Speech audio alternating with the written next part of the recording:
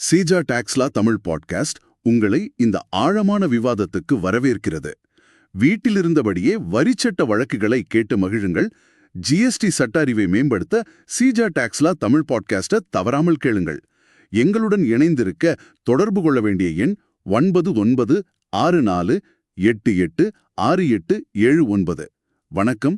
வாங்க, இன்னைக்கு நாம கர்நாடக உயர்நீதிமன்றத்தோட ஒரு சுவாரஸ்யமான தீர்ப்பு பத்தி கொஞ்சம் ஆழமா பார்க்கலாம். ஒரு நிமிஷம் யோசிச்சு பாருங்க. நீங்க ஒரு ஏற்றுமதியாளர். சட்டப்படி உங்களுக்கு வர வேண்டிய ஜிஎஸ்டி ரீஃபண்ட எல்லா ஆவணங்களையும் சரியா கொடுத்து வாங்கிட்டீங்க. எல்லாம் முடிஞ்சதுன்னு ஒரு நிம்மதி. ஆமா.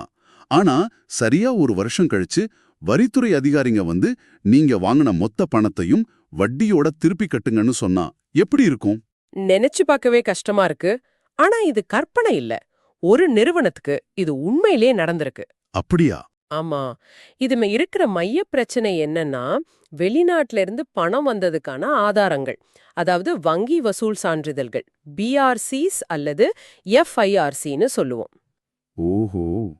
ஒரு தடவை உங்க ரீஃபண்டை ஏத்துக்கிட்டு பணத்தையும் கொடுத்ததுக்கு அப்புறம் இதே ஆவணங்களை நீங்க மறுபடியும் கொடுக்கலேங்கிற ஒரு காரணத்துக்காக மட்டும் கொடுத்த பணத்தை திரும்ப கேட்க முடியுமா? இதுதான் அந்த வழக்கோட அடிப்படை கேள்வி. சரி, அப்போ இந்த வழக்கின் ஆரம்பத்துக்கு போவோம். முதல்ல எப்படி ரீஃபண்ட் கிடைச்சது?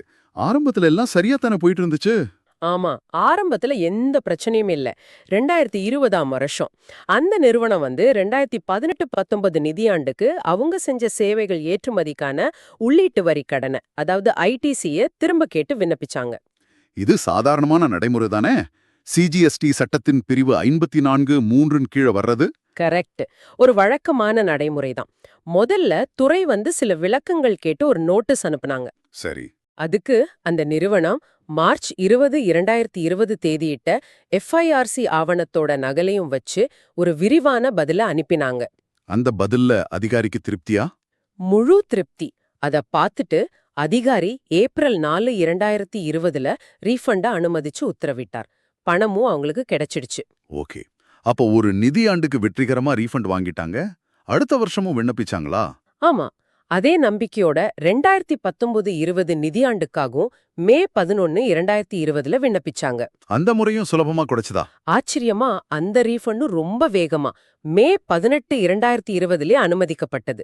இந்த 2 ரீஃபண்டும் கிடைச்சதும் அந்த நிறுவனத்தை பொறுத்த வரைக்கும் எல்லாம் சரியா இருக்குன்னு நினைச்சிருப்பாங்க. அப்போ முதல் கட்டத்துல எல்லாம் சுமூகமா முடிஞ்சது.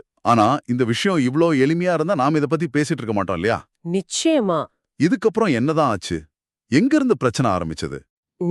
இங்கதான் கதையில அங்க பெரிய திருப்பம் வருது. கிட்டத்தட்ட ஒரு வருஷம் கழிச்சு 2021ல. ஒரு வருஷம் கழிச்சா? ஆமா. துறையைச் சேர்ந்த இன்னொரு உயர் அதிகாரி ஏற்கனவே தன்னோட துறை கொடுத்த இந்த 2 ரீஃபண்ட் உத்தரவுகளையும் மறு ஆய்வு செய்யணும்னு முடிவு பண்றார். ஒரு நிமிஷம். நீங்க சொல்றது டிபார்ட்மெண்ட்டுக்குள்ளேயே ஒருத்தர் கொடுத்த ஆர்டரை இன்னொருத்தர் தப்புன்னு சொல்றாரா? ஆமா, கரெக்டா சொன்னீங்க. அதாவது தங்கள் துறையே வழங்கிய உத்தரவுகளுக்கு எதிராக மேல்முறையீடு செய்றாங்க. இது எப்படி சாத்தியம்? இது சாதாரணமா நடக்கிற விஷயமா? இது ரொம்ப அபூர்வம் இல்ல. ஆனா இந்த விஷயத்துல இதுதான் நடந்தது. சட்டப்படி ஒரு உத்தரவு தவறா வழங்கப்பட்டதா துறை நினைச்சா அதை எதிர்த்து அவங்களே மேல்முறையீடு செய்யலாம். ஓஹோ. அதத்தான் இங்க செஞ்சாங்க. இந்த உள்துறை மேல்முறையீட்டு அதிகாரியும் ஏத்துக்கிட்டு ஏப்ரல் 29, 2022ல அந்த நிறுவனம் வாங்கின அசல் ரீஃபண்ட் உத்தரவுகளையே ரத்து செஞ்சுட்டார். அடிங்கப்பா.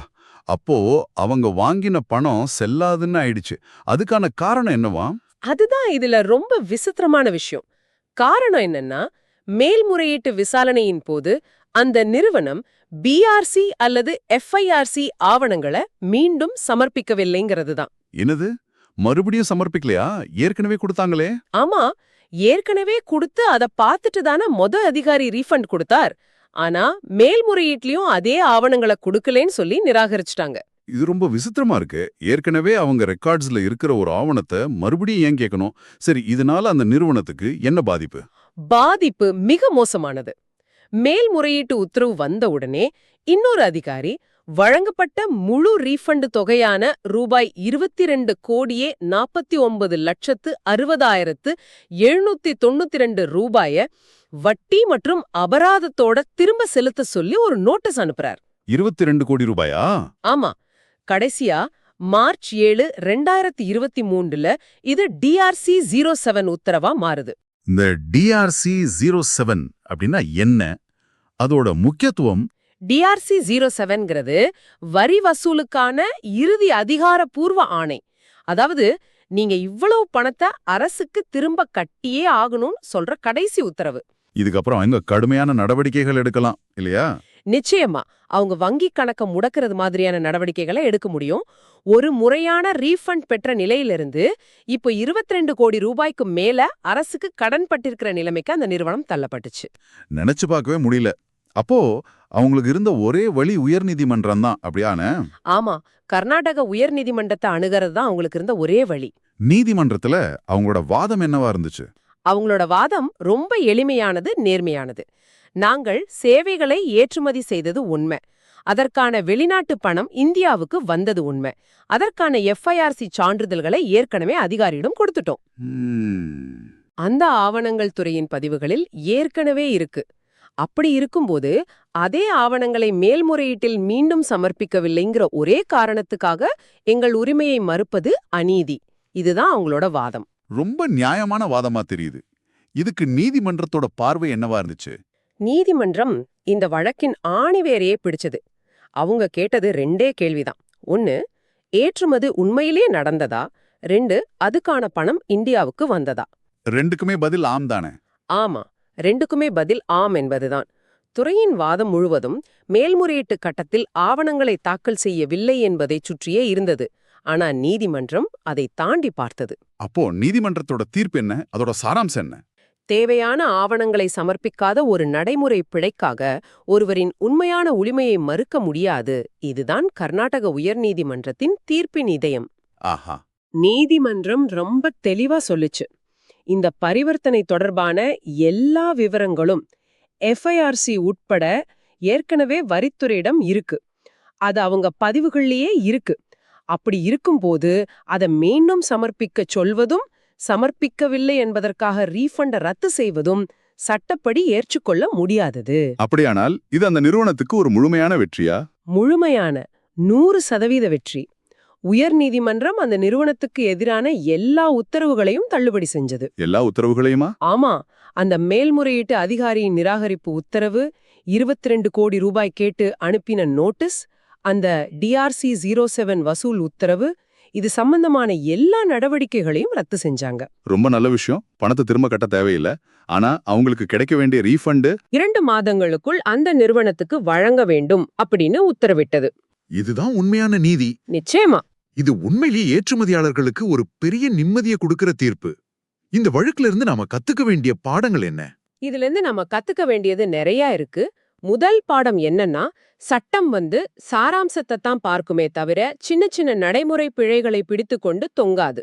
ஏற்றுமதி உண்மையாக நடந்திருந்தால் ரீஃபண்ட் என்பது சலுகை இல்ல, அது அவர்களின் உரிமை. அப்போ வரித்துறையின் செயல்பாடுகள் பத்தி இந்த தீர்ப்பு என்ன சொல்லுது?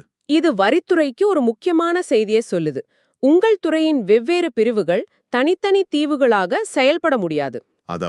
அதாவது ஒரு அதிகாரியின் கணினியில் இருக்கும் ஒரு தகவல் முழு துறைக்கும் தெரிந்த தகவலாகத்தான் கருதப்பட வேண்டும்.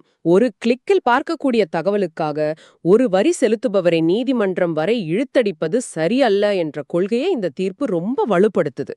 இது உங்களை சிந்திக்க வைக்குது இல்லையா? இன்னைக்கு டிஜிட்டல் உலகத்துல எல்லா தகவலும் அரசாங்கத்தோட வெவ்வேறு தளங்கள்ல ஏற்கனவே இருக்கு. ஆமா, அப்படி இருக்கும்போது ஒரு வணிகத்தின் மீது சுமத்தப்படும் இந்த இணைக்கச் சுமை, அதாவது கம்ப்ளைன்ஸ் பர்டன், எந்த அளவுக்கு தேவையானது? ஒரு பரிவர்த்தனையை சரிபார்க்க அவங்க கிட்டயே இருக்கிற டேட்டாவை பயன்படுத்தாம வணிகங்களை இப்படி மீண்டும் மீண்டும் அலைக்கழிப்பதற்கு பதிலாக இதை சரி செய்ய ஒரு சிறந்த வழி இருக்காதா? இது நாம எல்லாரும் யோசிக்க வேண்டிய ஒரு கேள்வி. இது சீஜா டாக்ஸ்லா தமிழ் பாட்காஸ்ட், உங்கள் GST legal learning partner. GST சட்டம் பேசும் உங்கள் தோழன். எங்களுடன் இணைந்திருக்க தொடர்பு கொள்ள வேண்டிய எண் 9964886879.